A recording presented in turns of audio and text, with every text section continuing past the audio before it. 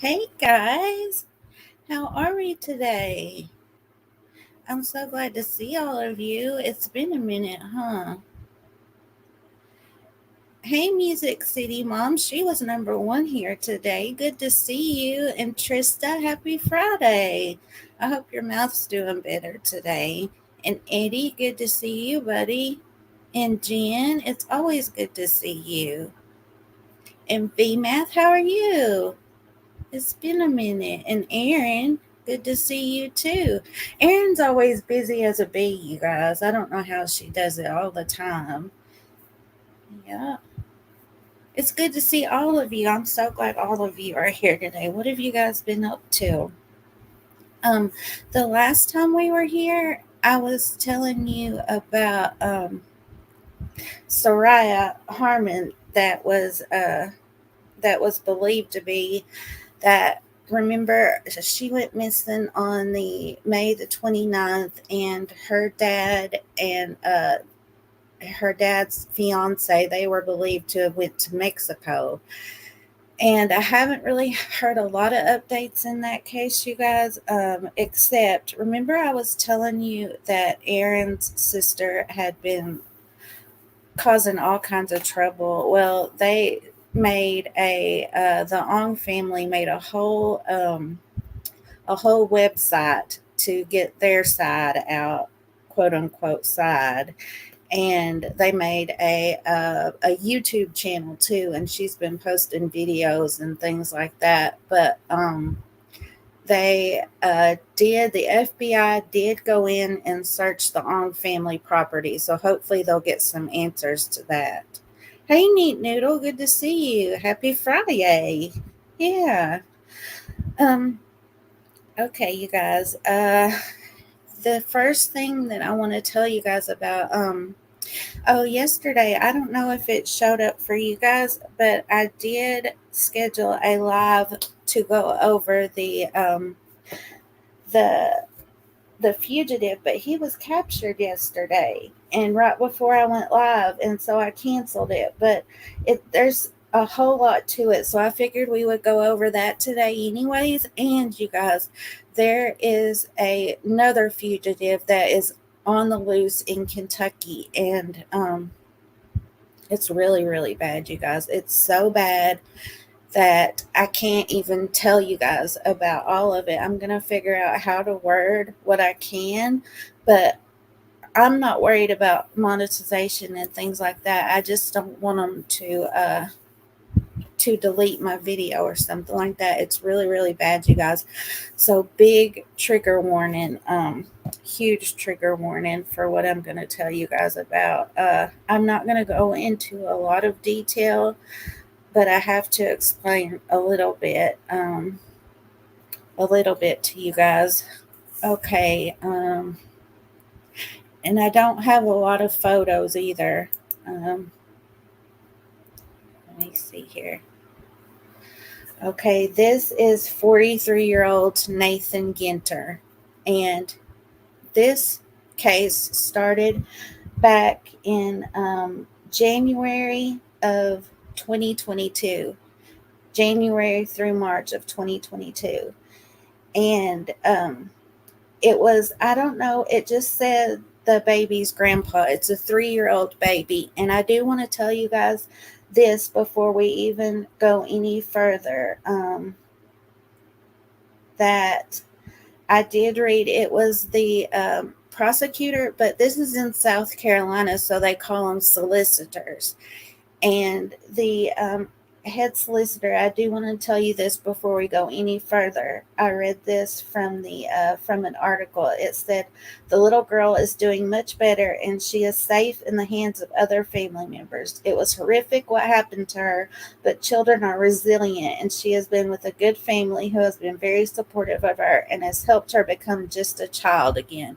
So I do want to tell you guys that from the beginning. So it's not like a lot of cases where the child has unfortunately passed away, but she still went through so very much, you guys. Okay, it was January 2022, and the child's grandfather, I don't know if it was his dad or the mother's dad, but the grandfather saw horrific burns on the baby and talked the mother into taking her to the hospital, I believe.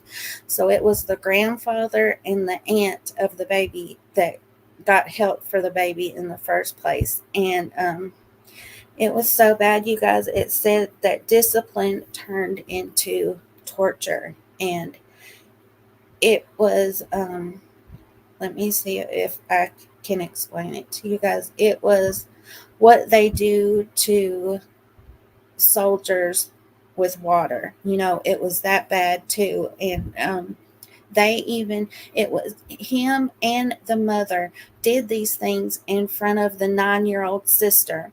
So the 9-year-old sister had to go to court and testify what happened to her baby sister, you guys.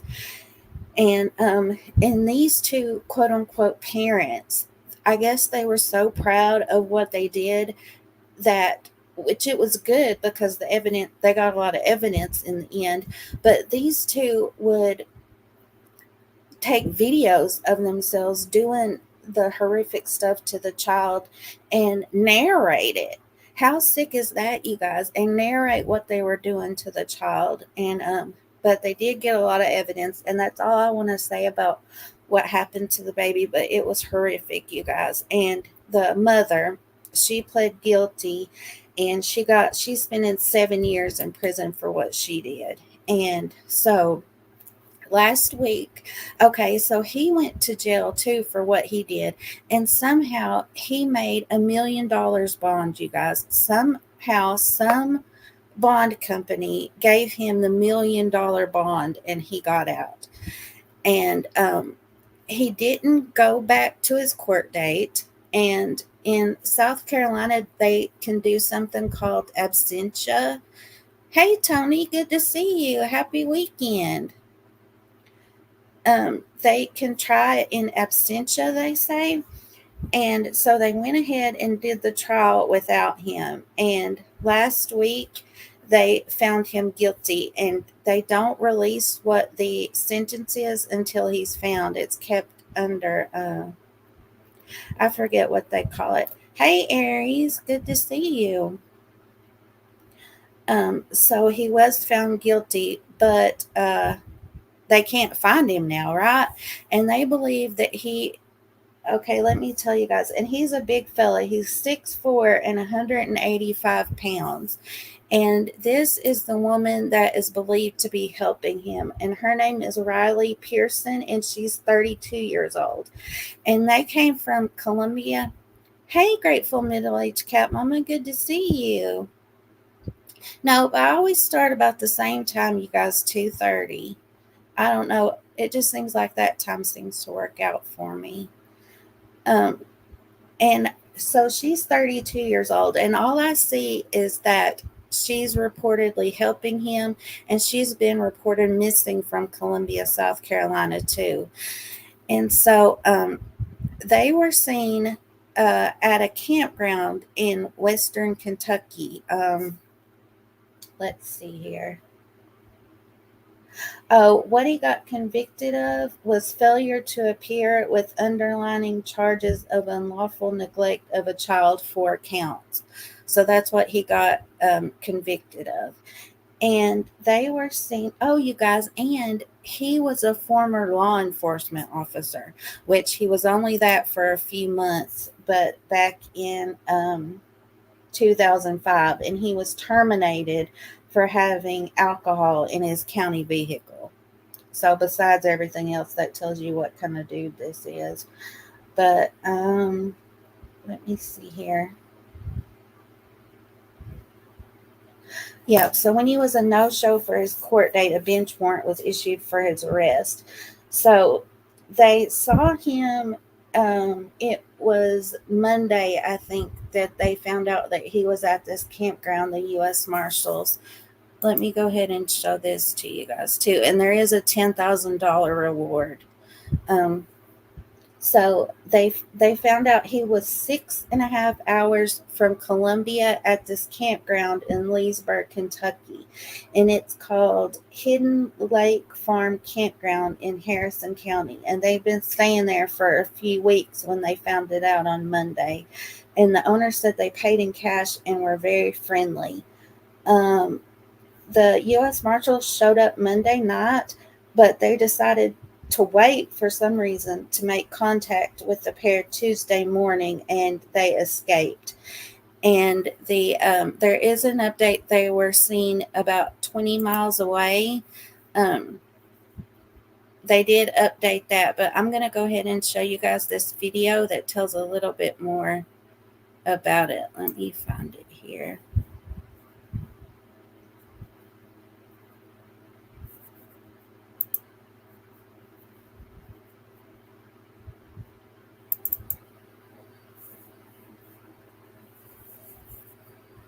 I'll come back and get you guys after the ad plays.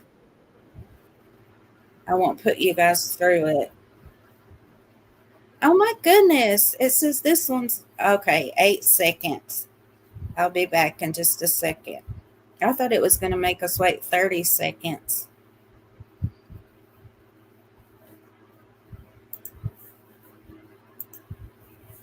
Okay.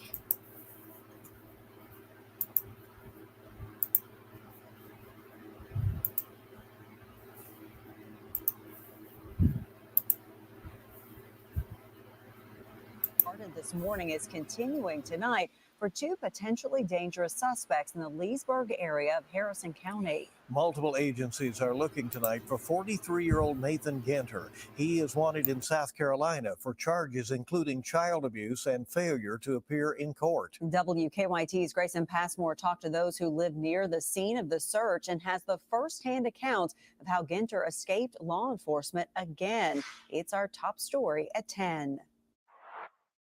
And something like this, it don't happen down here. Bill Griffith never could have imagined a nationwide manhunt starting in Columbia, South Carolina, would lead the U.S. Marshal's office to his backyard in Leesburg, Kentucky.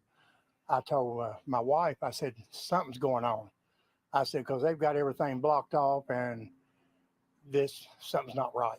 Police have been searching for 43-year-old Nathan Ginter and 32-year-old Riley Pearson, the woman believed to be helping him, since June 13th. Yep, so that's all I can find about her is it just keeps saying the woman believed to be helping him. I need to make a community post about this so you guys can share it on that. I'll work on that after this, but hopefully we can find some more pictures of her too. That's when Ginter was a no-show defendant in Richland County, South Carolina. He was convicted this week of what police described as maliciously abusing his 3-year-old daughter. Watch out for your neighbors.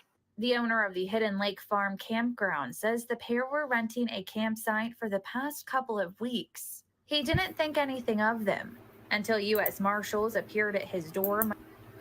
You guys listen to what he's about to say coming up. I think that he's upset about what happened, and I don't blame him. They missed a good chance to get him, I think, but they've done this more times than me, so I think they know what they were doing. Oh, thanks, Jen. Thank you so much.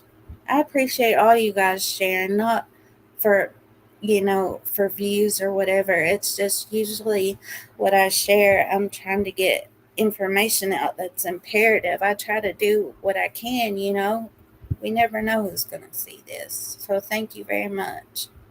Monday night. Well, I don't know how the marshals tracked them down, but they came in and talked to us about it, and then decided they were coming back this morning, and it's a pretty big debacle now. Marlon Stewart says the two showed up in a black 4-door Toyota Tundra, pulling an enclosed trailer. They paid in cash and also had a large. Okay, a black Toyota Tundra pulling a 5th-wheel trailer, right? I've seen those before. Those are really nice and big. So, and they're not mentioning this on that flyer about their vehicle to be looking for, so that's kind of sus. I don't know why. This is the only place I've seen them mention that. And I can't really find a whole lot about this guy anyways, you guys. You'd think that it would be more shared more, Mastiff type dog with them. You never know about people. They give us a whole different story other than it wasn't running from the law. So As marshals continue their search in Harrison County, the community is left wondering how these two got away. He said they had a huge black mastiff dog, and I did get a photo of that right before I started. You guys, I'll show you guys that in just a second. So that's good to look out for too, the dog. And where they could be hiding now. Well, I tell you what, they flubbed it. They had them right there, right in front of them. In Leesburg, Grayson Passmore, WKYT. Kentucky State Police say U.S. Marshals are still searching for that area for Ginter. The U.S. Marshals Office has issued a reward of up to $5,000 for information that leads to Ginter's arrest.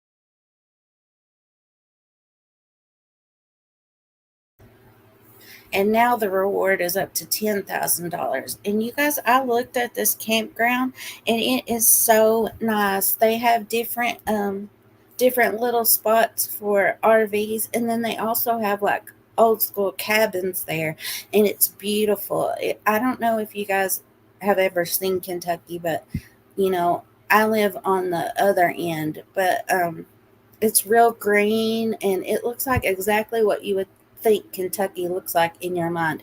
But they've been living it up here for a few weeks, and after all he's done, and I'm going to show you guys the new photos. This was recent. I think this was last night. So that's a picture of their dog. It's a pretty dog, bless its heart. It needs a better owner than it's got. And this is another picture of him. And he is a big fellow, like I said, 6'4" and 185 pounds. And they said the last sighting was Fennel Pike and Forest Path area of Harrison, Scott County. I do have one more video that I want to show you guys about this. Just one second. And also, you guys, let me share this before I get any further. I'm not going to speak about this because it's so bad, but I will share the link telling about his trial with you guys. So if you want to read it later on your own time, but it's pretty bad, you guys. Okay. Now let me get the new, the latest video.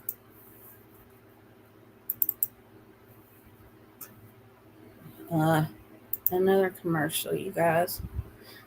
You can't get away from these commercials on these news ads. We got 12 seconds on this one, you guys. Thank you guys so much for coming today. It really means a lot. I really appreciate it. Okay, I'm coming back. Hang on just one second.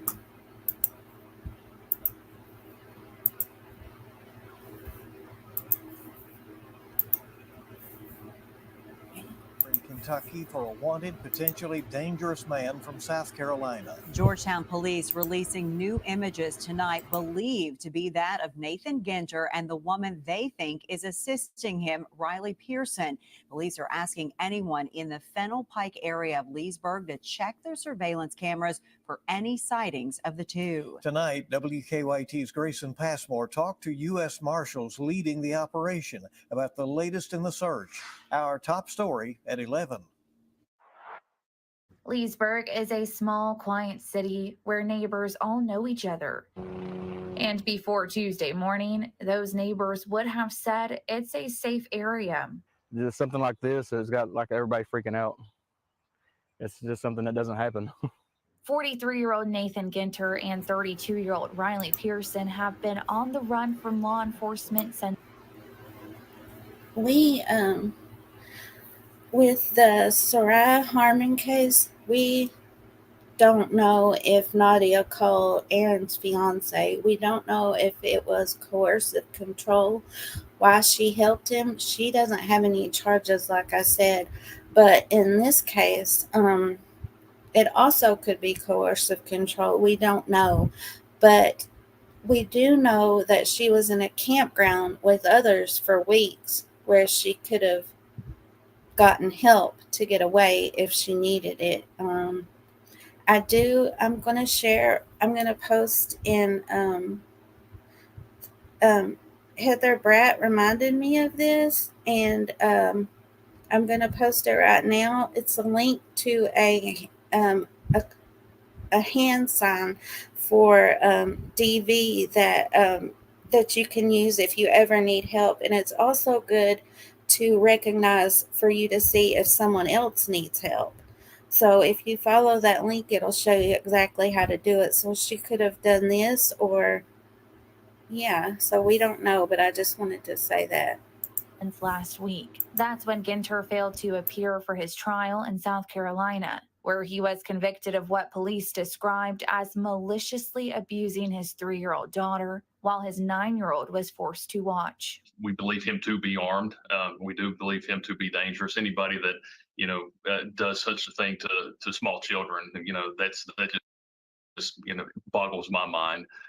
As a parent, as a God-fearing Christian, I mean, I can't fathom what that child went through. Jeremy Honecker says U.S. Marshals were tipped off that the pair were staying at a campsite at Hidden Lake Farm. When marshals tried to approach them Tuesday morning, they both got away. But those that live off U.S. Highway 62 know how easy it could be to hide, at least for now. It wouldn't be hard at all. It's so green and lush right now, you guys. They could hide in the woods no problem. And it looks like they had all the gear to do it. That's what the next, the captured fugitive that was captured yesterday, that's what he did. But in Arkansas, which isn't too far from here, actually. There's enough cover back there to hide. Honecker says the two could still be in the Harrison-Scott County area. He's asking for any ring or surveillance camera footage property owners might have, but he's also pleading with the community not to approach either person or anyone you may believe to be them. And this is a Second Amendment state, and we just want to make sure that people don't try to take action into their own hands. Just pick up the phone, give us a call. In Leesburg, Grayson Passmore, WKYT. And there is now a $10,000 reward for information leading to the arrest of Nathan Ginter. You can find our full coverage of this search.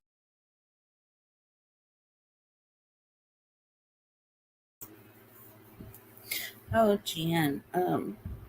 I walked out, well, I rolled outside earlier, and it felt like an oven, like for real, and the humidity is awful. Hey, Eddie, good to see you. It sure was. It sure was crazy. I was telling Jen that I got everything ready to go live yesterday to try to share what I could about him, and he was captured about an hour before I started to go live, and I was so glad. He's major bad news, you guys, and that's what I wanted to tell you guys about next.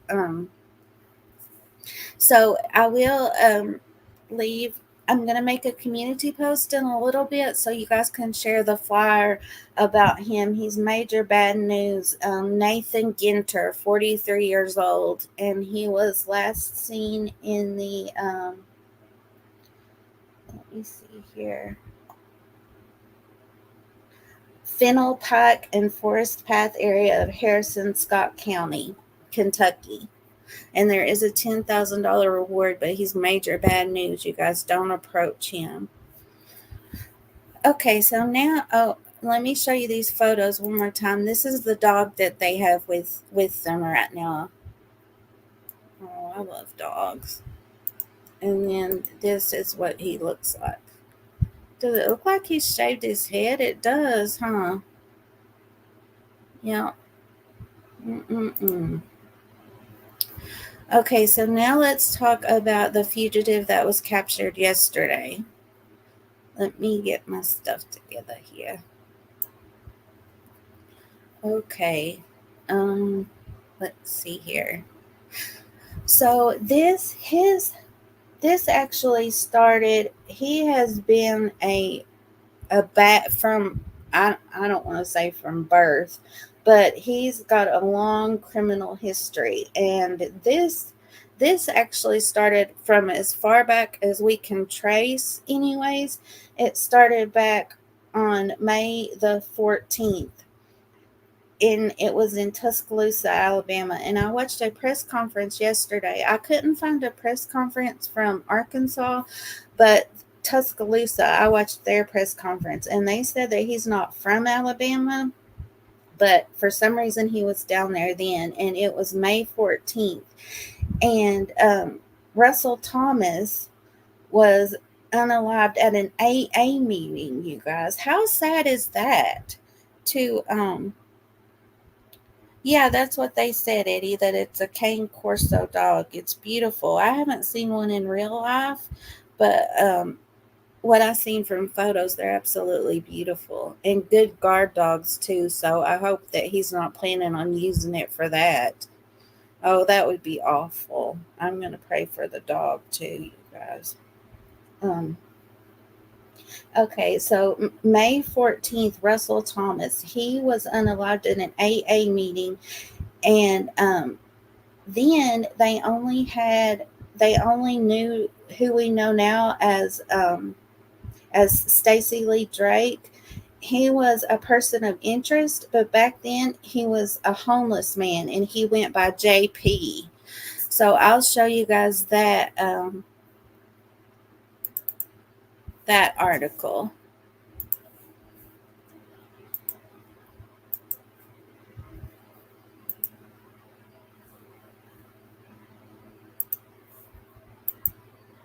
So it says, in suspicious death of man found at Tuscaloosa AA building.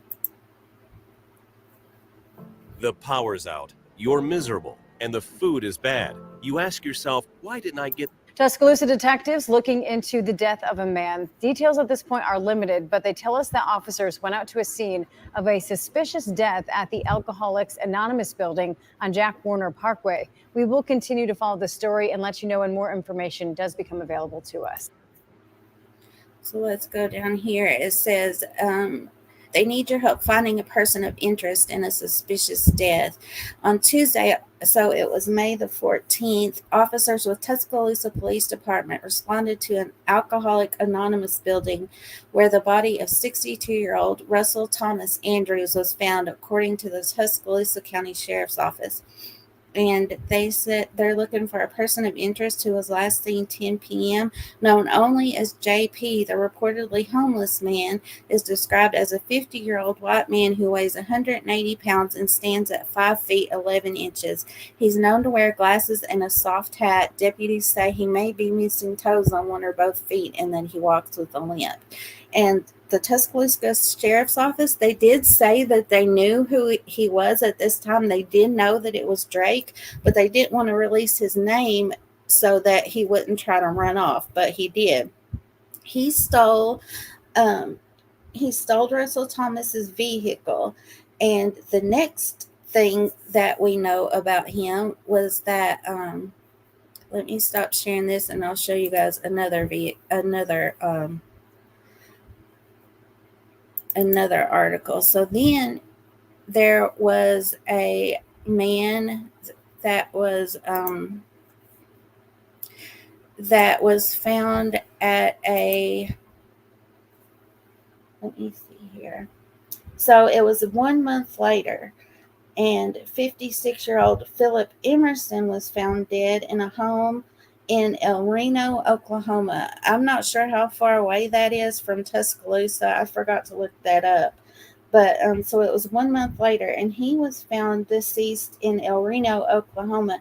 He had injuries consistent with homicide, and his vehicle was missing. And so then 1 day later, they found the truck. They found Emerson's truck abandoned in Gans, Oklahoma. So let me show you guys that.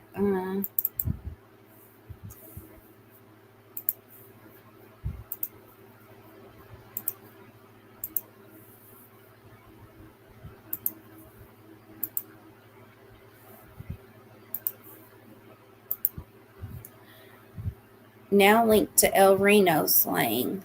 So let me see here.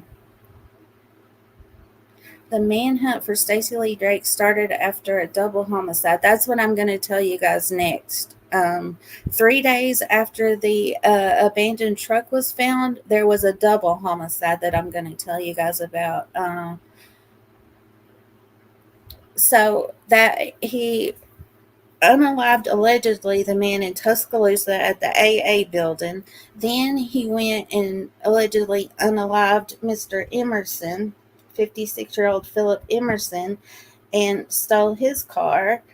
And let's see here. Shortly after Drake's arrest, the El Reno Police Department confirmed that he was identified as a suspect in a June 14th murder after a man was found dead in a home. The El Reno police identified the victim in Mr. Emerson that I was telling you guys about. That's basically what I already told you guys about. Let's see what this says. I'm Noble McIntyre. A semi-truck can become an instrument of great destruction when rules of the road are ignored. Shortly after Stacydrake was captured today, El Reno police told us that he is a person of interest in a murder from there just last week. KSTO's Colby Terrell joins us live on this. Colby, a lot breaking today. What are you learning right now? Well, Abby, police here in El Reno believe Stacydrake had just come into town and just left when a man was killed Friday night last week. So now he's been captured in Morrilton, Arkansas, and they say that that's been after a days-long manhunt. You can see here in a second the house in El Reno near Macomb Avenue and Hayes Street, where investigators say 56-year-old Philip Emerson was found dead last Friday.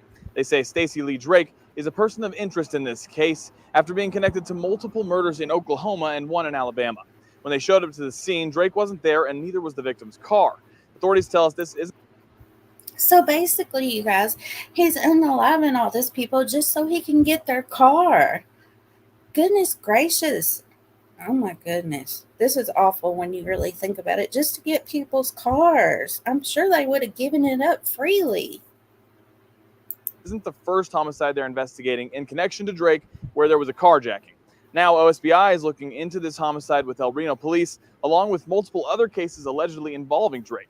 Authorities in the area talked about finally capturing him after this manhunt. This is great news. Hopefully he will go away for a long time, won't hurt anybody else. I mean, he's not the kind of guy that needs to be out. Tune in at 6 as we break down more about this manhunt's conclusion and what investigators. Yep. So that was on 6/14, and they found his car on 6/15. They don't know what he did for 3 days in between, but at 6:30 p.m. on Tuesday, 6/18, at LaFerry's. I'm going to show you guys that. LaFerry's Propane in Gans, Oklahoma. A man went to check on his fiance. She was at work with one other fella. It was her and him working the front desk at LaFerry's. And I guess she didn't come home or something. I don't know his name. He hasn't been identified. But both of them were found deceased. And Tara Barnett Underwood was her name, and she was a 36-year-old mother of 3. Let me show you guys her photo. And her sister and her dad have been speaking about her, you guys, and they loved her so much. And I saw one of her daughters speak, her teenage daughter, and bless their hearts, you guys. And so she was found deceased, and her SUV was stolen. Again, another car stolen. And then I have a video that's going to get us updated to then. Let's see here.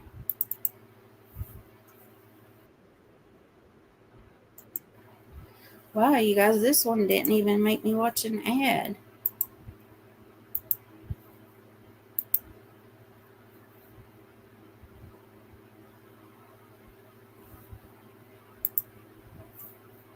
Oh, because it's YouTube. That's why it didn't make me.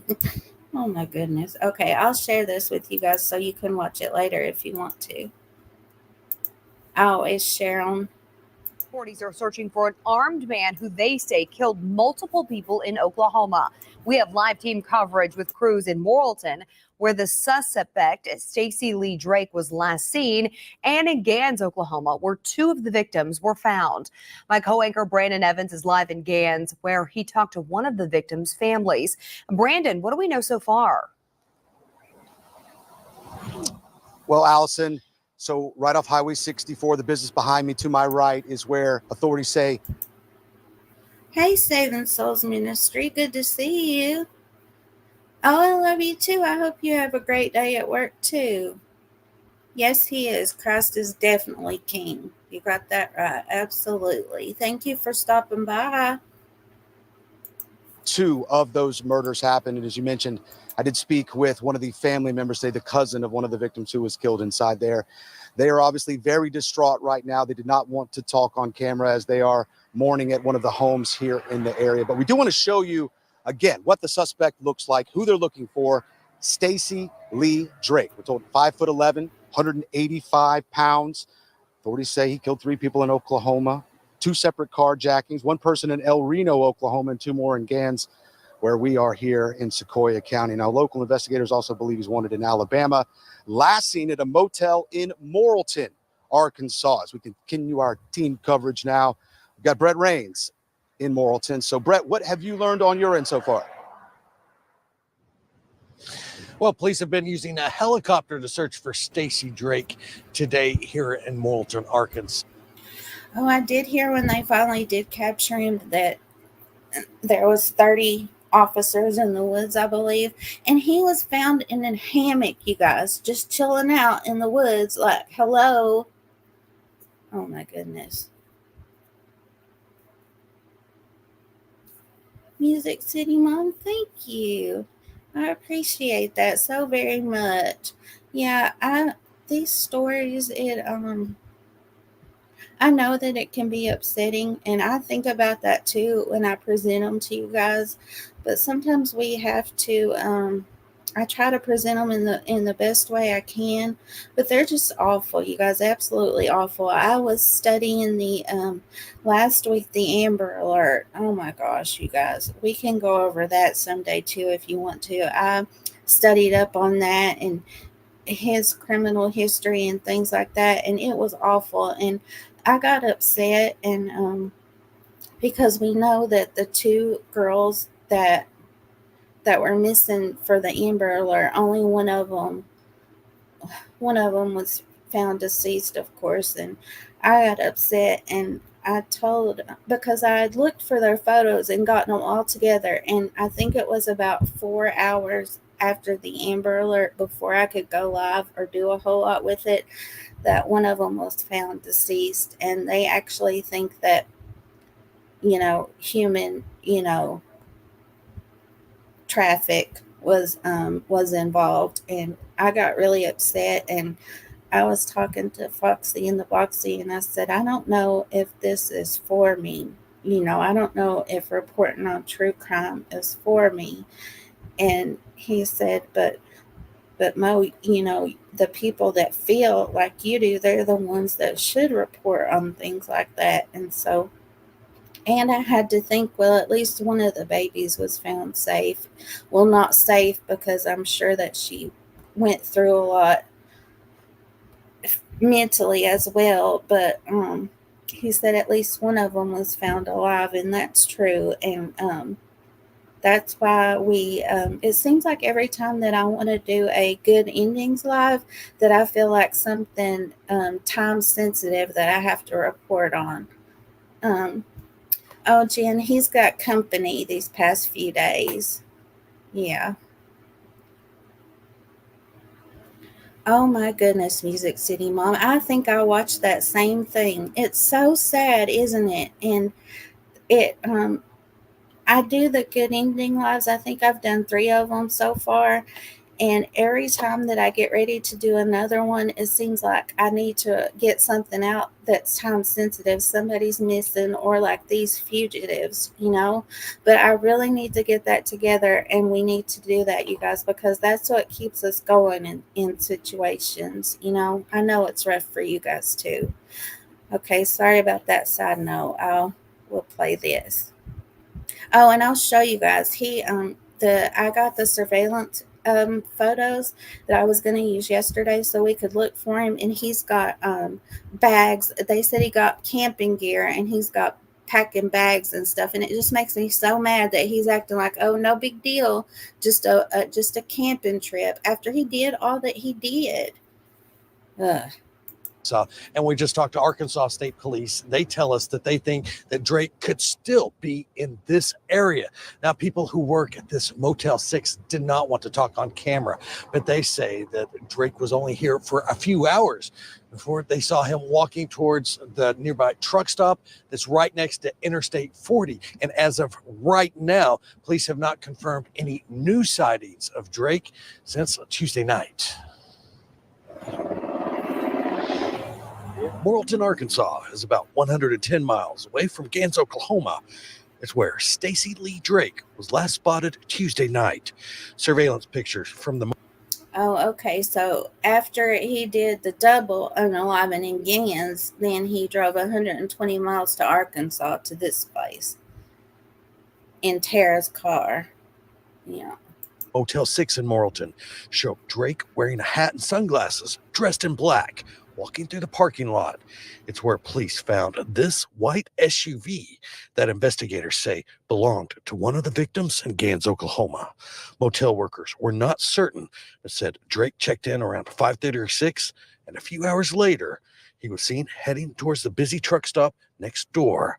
This picture released by police shows him with a backpack, carrying a bag and what looks like a box. Tuesday night, Sequoia County deputies were called to this propane business on Highway 64 in Gans, Oklahoma. It's where they found a man and woman dead. The sheriff says on Saturday, deputies found a truck not far from there that was reported stolen. The sheriff says that truck was taken in El Reno, Oklahoma, where one...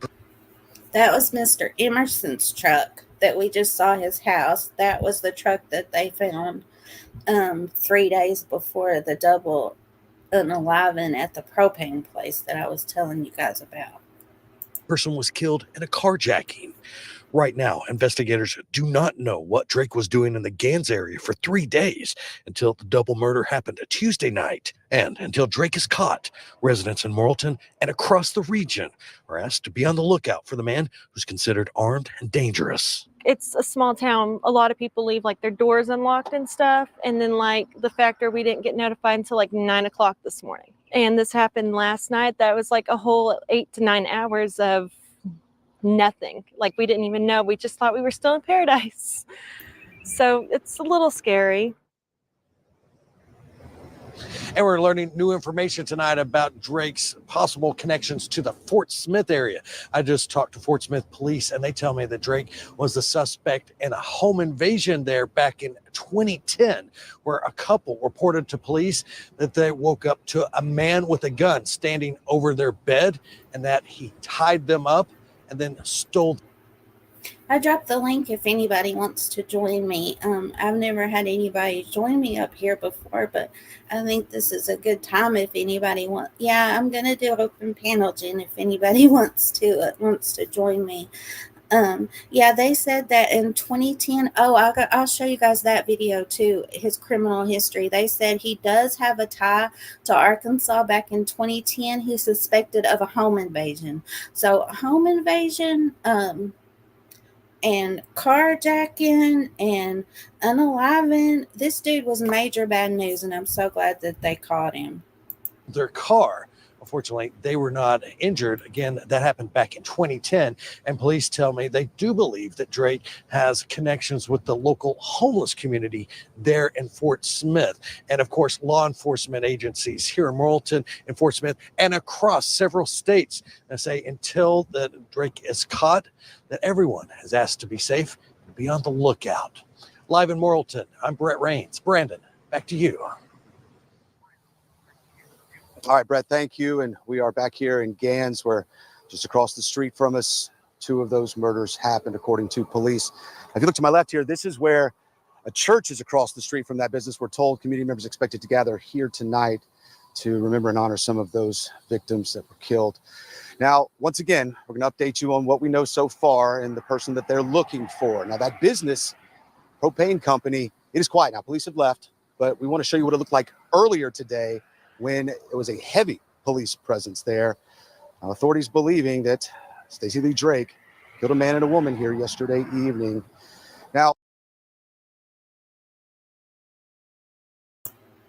that's about all that they say on that video, you guys, because they're going to give his stats, because at this time he was still missing. Let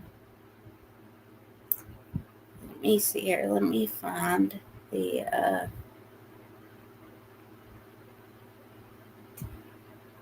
I'll go ahead and play this video of Tara's dad and sister speaking. She was the one that was unalived at the propane place, and her car was stolen while I look for this other video.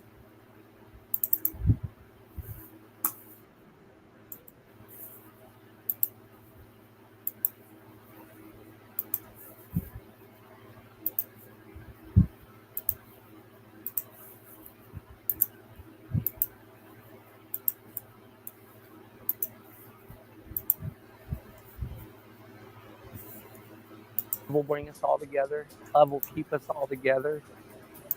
Everybody that was Tara's friends are welcome here. They're welcome around us. We encourage y'all to come and give love.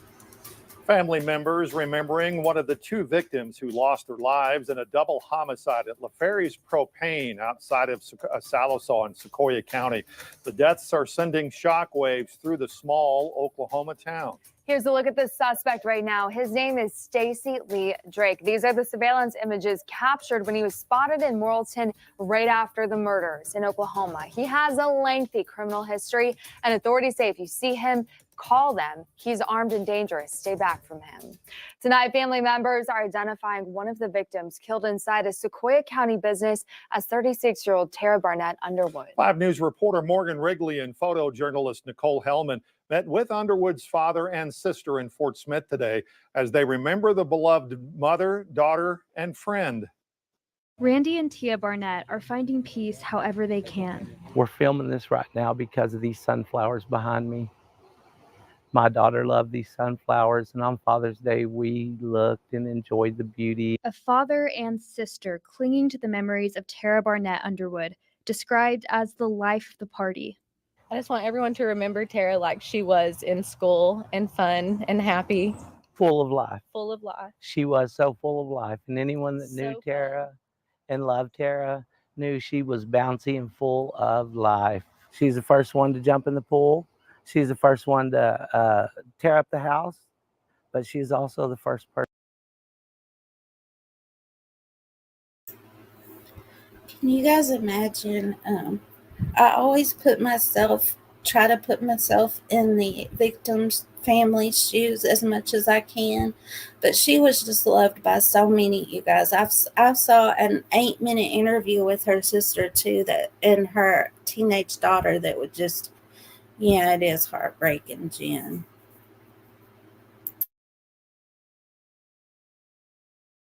Person that would do anything for anyone. She couldn't sing karaoke that great, but boy, she could make us laugh with it. The family says Tara was one of 2 employees killed at LaFerry's Propane in Gans, Oklahoma, as she worked the front desk Tuesday evening.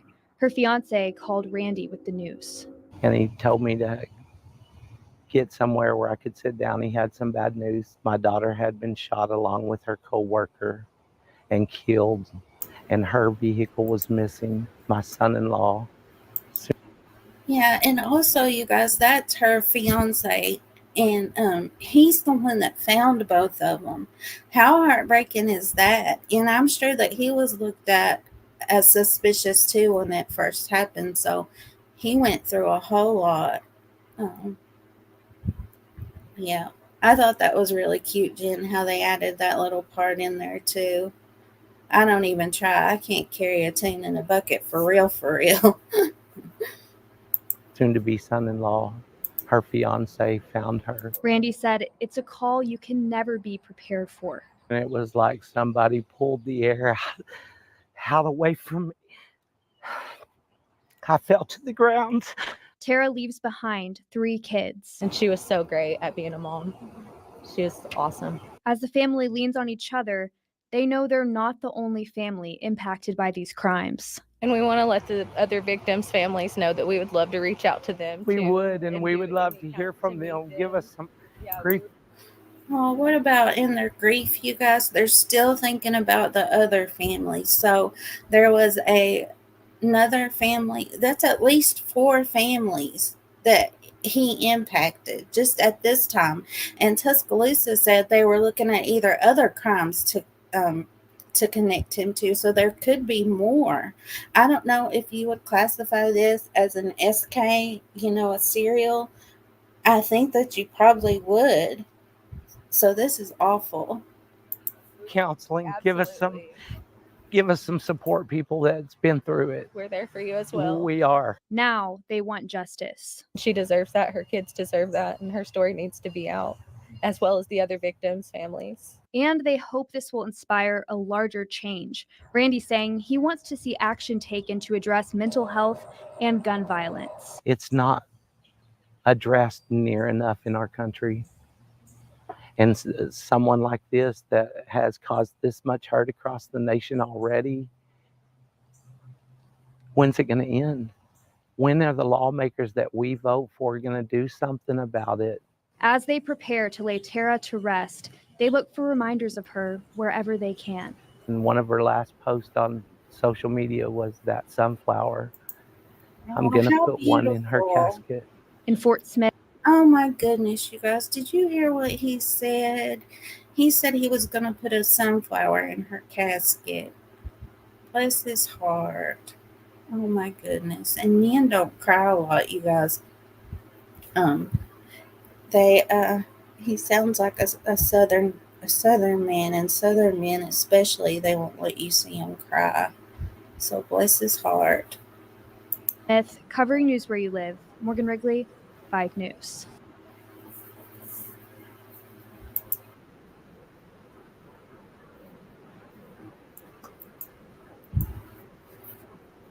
I'm coming back, you guys. Hang on. I got into watching some crazy video. Well, it just clicked on. Let me find his criminal video, a timeline of his criminal activities. This is crazy too. Hang on just 1 second, guys.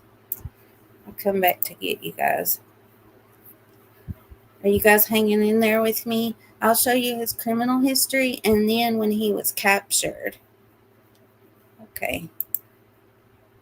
I know this is a lot of videos, you guys, but the way that I've been liking to do my lives is I do my research, and instead of reading the articles to you guys, I kind of like to tell you guys like you're my friends, and just tell you guys about it that way, and then show you guys the videos like that.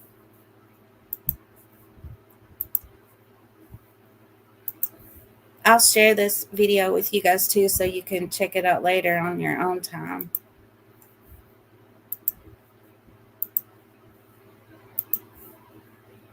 And all new at 10, we're learning more about his lengthy criminal history. A lot of people are asking us how he could be out right now. 5 News reporter Lauren Spencer joins us. She shares what we've learned about the suspect and why we think someone like him was out. Lauren. I've been looking through documents all day trying to piece together who Stacy Oh yes, this is crazy too, you guys. He I have to stop for fair use. I don't want you guys to think that I'm just stopping willy-nilly too. But he was convicted of a crime where he should have spent 20 years, I think. And then the laws changed. Well, they're going to tell you about it. And he actually shouldn't have been out until 2032. So if he was in like he was supposed to be, then this would have never happened. The big question we wanted to answer today was, why was the suspect accused of several homicides, as well as other crimes dating all the way back to 1994, out of jail? I took those questions to an attorney who offered some legal insight on the career criminal. It's pretty tragic that this occurred, but at the same time, not surprising. Adam Rose is a criminal defense attorney not involved with Drake. Typically, when there's escalation over time or career criminals and those types of things, these kind of events sometimes are inevitable. Back in 1994, Drake was convicted of armed robbery. Then fast forward to 2003, he was convicted of a burglary charge, both in Arizona. Next, in 2010, he pled guilty to charges stemming from a carjacking in Alabama. This is So, Alabama, Arizona, Oklahoma, Arkansas, this guy has been all over. It is totally untelling what kind of crimes he's committed that nobody even knows about yet. This is crazy.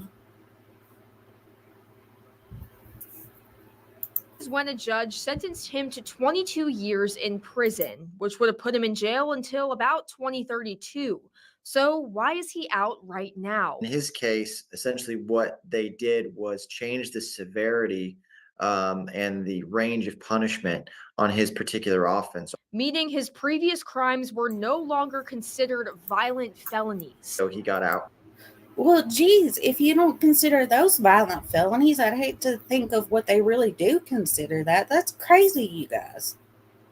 Quite a bit sooner than he probably should have. The legislator, in this sense, that changed the law, and when they changed the law, people slipped through the system that necessarily shouldn't. So the reason he got out early was because his prior sentence was too large for the type of crime that he was actually convicted of.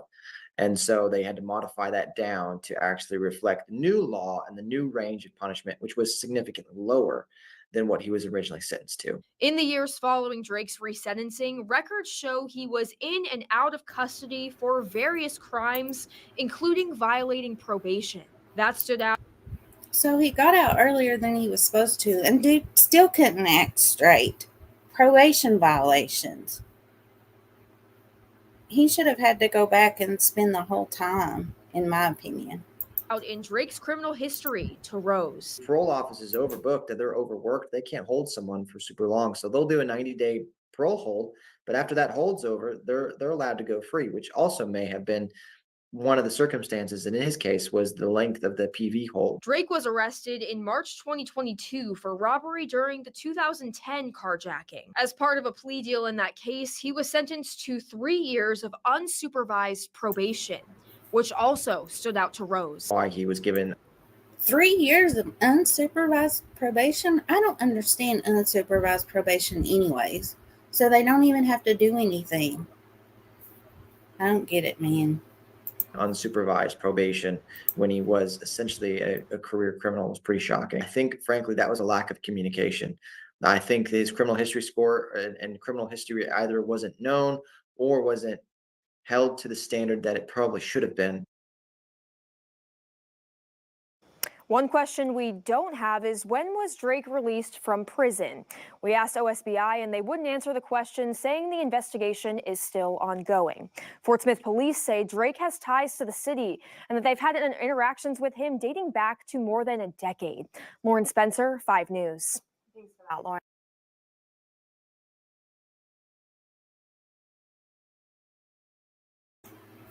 So yeah, he has a very long criminal history. I thought I saved a photo of that, but I didn't. Oh my goodness, you guys. They definitely need to change that law for real, for real. Oh my goodness. Okay, there is one other video that I want to show you guys about his arrest. So let's look at that. It shows how he was captured and everything like that. Oh my goodness. Well, they said that video has been removed by the uploader. Let me find us another one, you guys. Let me see here. I watched. That's really crazy that they would remove that, and it was ABC. I figure out all the videos for you guys and have them lined up, and then they would remove them. Let me see here.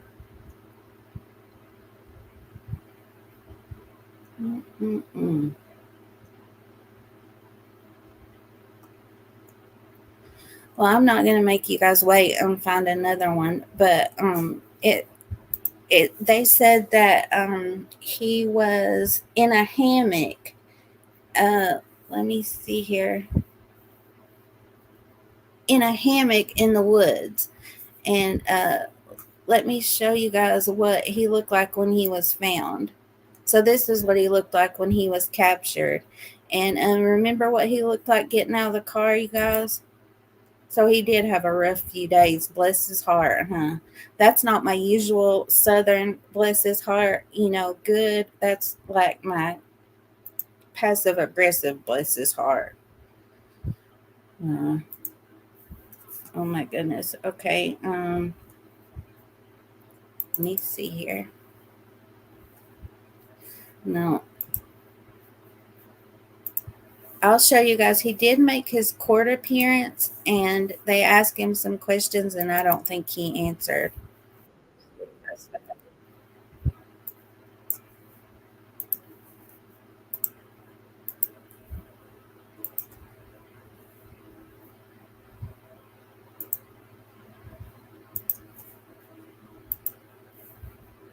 The suspect accused of killing 4 people in 2 states just appeared in court this morning.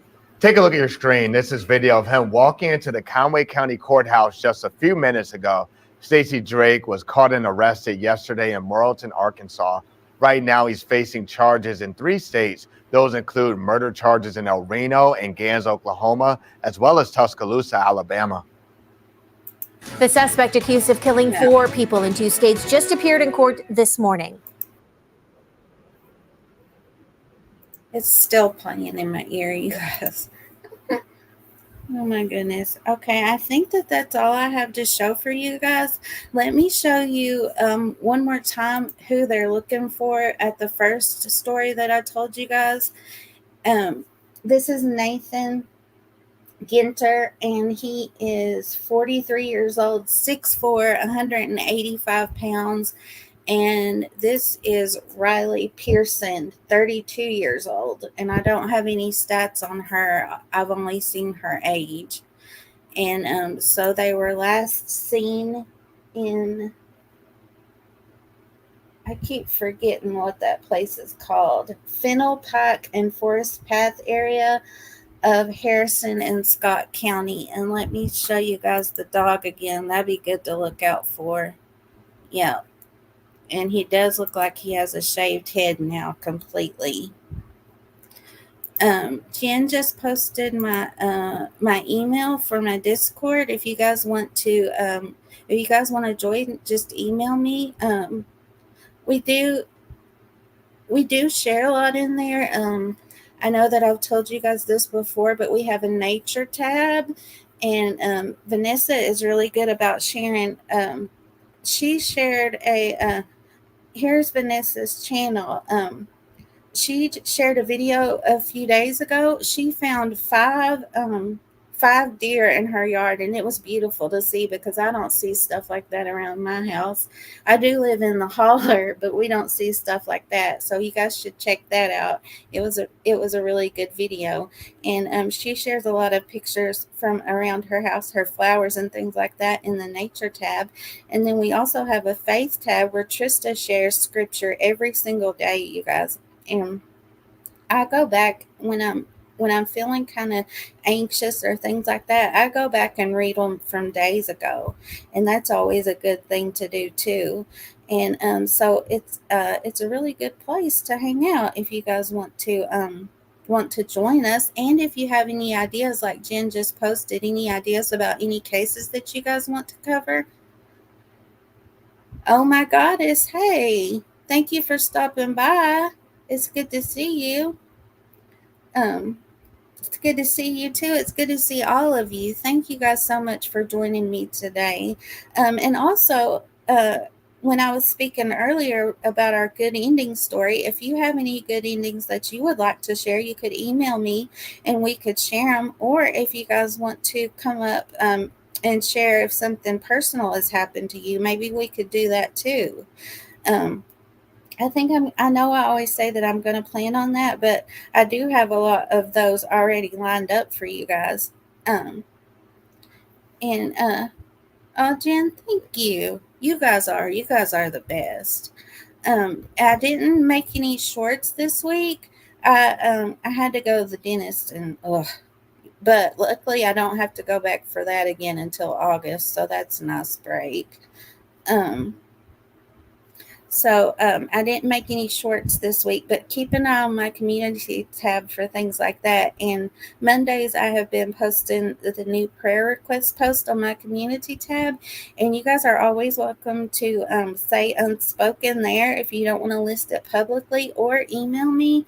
And if you guys could just stop by throughout the week and help me pray for the prayer requests that we have there, or send good vibes too. We will take both of those.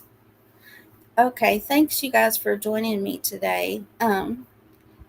Neat Noodle says great live and great mods, also sweet people in chat. Oh, you're welcome. Thank you guys for stopping by. I really appreciate it. Yes, I have great mods that are my friends that help me mod. They're not my mods, they're my friends that help me, and I appreciate that so very much. You guys don't even know how much. Okay, you guys, I'll let you go, and I love you all, and I hope you have a great weekend and a great week ahead. I'll talk to you guys later. Bye-bye.